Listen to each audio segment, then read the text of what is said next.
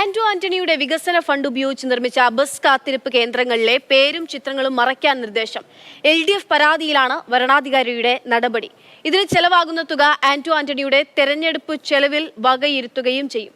CK Abhilal വിവരങ്ങളുമായുണ്ട്. Abhilal, ഇടതുമുന്നണിയുടെ പരാതിക്ക് പിന്നാലെയാണ് ഇങ്ങനെയൊരു നടപടി തെരഞ്ഞെടുപ്പ് കമ്മീഷന്റെ ഭാഗത്ത് ഉണ്ടാകുന്നത് മനസ്സിലാക്കുന്നു. അപ്പോൾ എത്ര സമയം നൽകുന്നുണ്ട്? ഈ പേരും ചിത്രങ്ങളൊക്കെ മറയ്ക്കാനുള്ള സമയം എത്രയാണ്? ഇത്ര സമയത്തിനുള്ളിൽ മറയ്ക്കണമെന്നുണ്ടോ? എങ്ങനെയായിരിക്കണം ഇപ്പോൾ തെരഞ്ഞെടുപ്പ് കമ്മീഷൻ മുന്നോട്ട് വയ്ക്കുന്ന നിർദ്ദേശം, നടപടി എങ്ങനെയാണ്?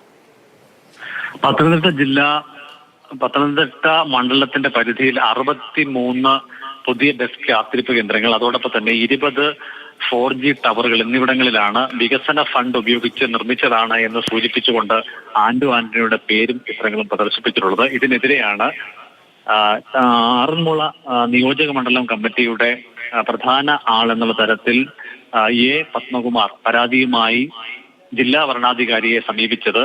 ഇത് തിരഞ്ഞെടുപ്പ് ചട്ടങ്ങളുടെ ലംഘനമാണെന്നും തിരഞ്ഞെടുപ്പ് വേളയിൽ ഇത് പൊതുജന മധ്യത്തിൽ UDF സ്ഥാനാർത്ഥിക്ക് അധികമായ പ്രാധാന്യം ലഭിക്കാൻ ഇടയുണ്ട് എന്ന് സംശയം പ്രകടിപ്പിച്ചുകൊണ്ടാണ് പരാതി നൽകിയത്. ഇത് പരിശോധിച്ചാണ് ഇപ്പോൾ എതിർ സ്ഥാനാർത്ഥിയായിട്ടുള്ള UDF സ്ഥാനാർത്ഥിക്ക് കത്ത് നൽകുകയോ നോട്ടീസ് ഇഷ്യൂ ചെയ്യുകയോ ചെയ്യാതെ ഇത് തിരഞ്ഞെടുപ്പ് കമ്മീഷനുമായി ബന്ധപ്പെട്ട ഉദ്യോഗസ്ഥരെയാണ് ഇതുമായി ബന്ധപ്പെട്ടുള്ള പ്രവർത്തനങ്ങൾക്കായി ജില്ലാ കളക്ടർ നിയോഗിച്ചിട്ടുള്ളത്. ഇതുമായി യാതൊരു തരത്തിലുമുള്ള നോട്ടീസ് തനിക്ക് ലഭിച്ചിട്ടില്ല എന്ന് ആന്റോ ആന്റണി വ്യക്തമാക്കിയിട്ടുണ്ട്. അതേസമയം തന്നെ ഇതിന് ചിലവാകുന്ന തുക സ്ഥാനാർത്ഥി എന്ന തരത്തിൽ ആന്റോ ആന്റണിയുടെ ചെലവിൽ ഉൾപ്പെടുത്താനാണ് ഇപ്പോൾ തീരുമാനിച്ചിട്ടുള്ളത്.